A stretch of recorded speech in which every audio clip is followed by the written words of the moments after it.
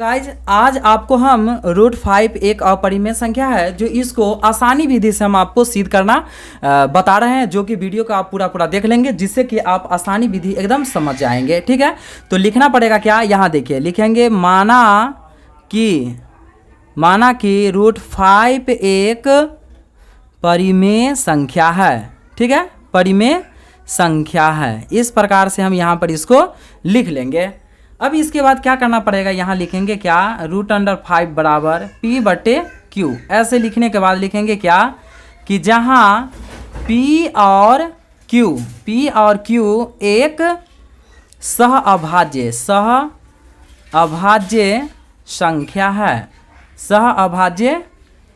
है जहाँ Q = 0। ठीक है, अब ये बात हम समझ लेंगे यहाँ पर कि देखिए यहाँ सहअभाज्य संख्या लिखे हैं। आपको पता होना चाहिए कि जिसका मौसा 1 होगा वो अपरिमेय संख्या होता है। ठीक है, तो P और Q का सहअभाज्य संख्या 1 होता है, मतलब मौसा जो है HCF उसका 1 होता है। ठीक है, और परिमेय संख्या होता है कभी भी P/Q के रूप में, इसलिए इसको हम यहाँ पर मान लिए हैं।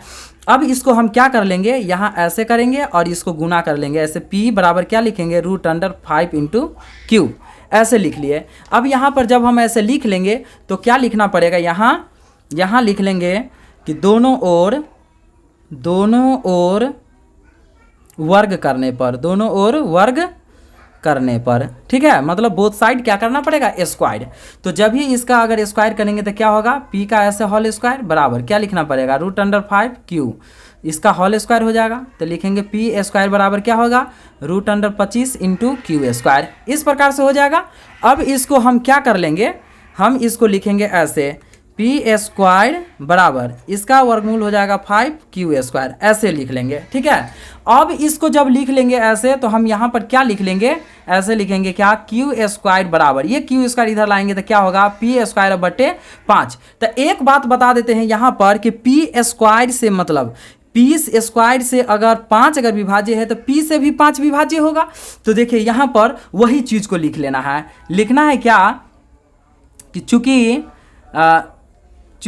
P² से 5 विभाज्य है, ठीक है, चूँकि P² से 5 विभाज्य है तो P से भी 5 विभाज्य होगा। इस प्रकार से हम यहाँ पर लिख लिए।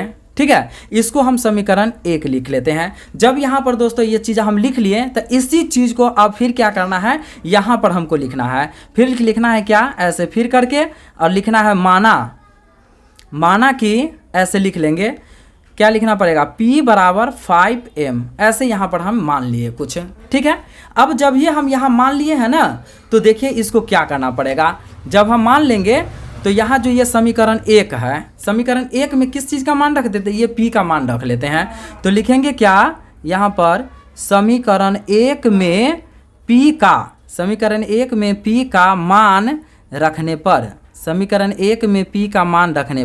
तो समीकरण 1 में देखिए रख लेंगे क्या होगा, यहाँ Q² अब बराबर, अब देखिए समीकरण 1 यहाँ क्या है, P² है, अब P का मान 5M है, तो यहाँ हम क्या कर लेंगे, 5M का होल स्क्वायर, अब बट्टे में यहाँ 5 है तो 5 कर लेंगे। ठीक है, तो इस प्रकार से जब हो जाएगा तो यहाँ क्या लिखना पड़ेगा, Q² बराबर 25M², अब बट्टे क्या होगा 5, तो क्या काट करके इतना हो जाएगा। तो यहाँ पर हम उसी चीज़ को हम लिख लेते हैं। ठीक है, तो यहाँ पर क्या लिखेंगे, Q² बराबर, देखिए यहाँ हम क्या लिख लेते हैं ऐसे कि Q² बराबर 5M²।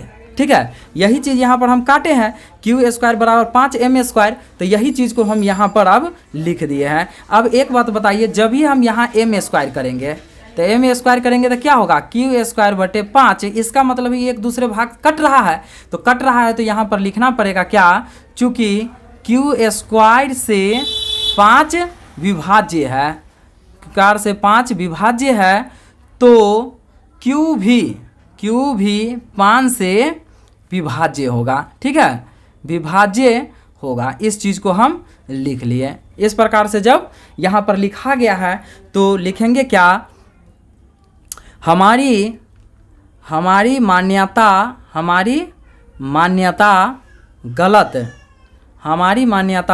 गलत हुई कि √5 एक परिमेय, √5 एक परिमेय संख्या है। क्यों? क्योंकि आपको बता दे कि देखिए ये यहाँ पर क्या कह दिया है कि P से भी तो ये कट ही रहा है। अब देख लीजिए, जान लीजिए, P से भी कट गया और Q से भी कट गया, तो P और Q का मौसा कितना हो जाएगा? 1 हो जाएगा। आपको पहले ही बताए हैं जिसका मौसा 1 हो जाएगा तो ऑलरेडी अपरिमेय संख्या हो जाएगा। ठीक है, इतना लिखने के बाद हम यहाँ पर क्या लिख लेंगे? अतः √5 एक अपरिमेय संख्या है। ठीक है, अपरिमेय संख्या है। इस प्रकार से इसको हम लिख लेंगे। दोस्तों, आप लोग को वीडियो अच्छा लगा तो प्लीज़ चैनल को सब्सक्राइब कर लेंगे और लाल बटन भी अच्छे से दबा देंगे।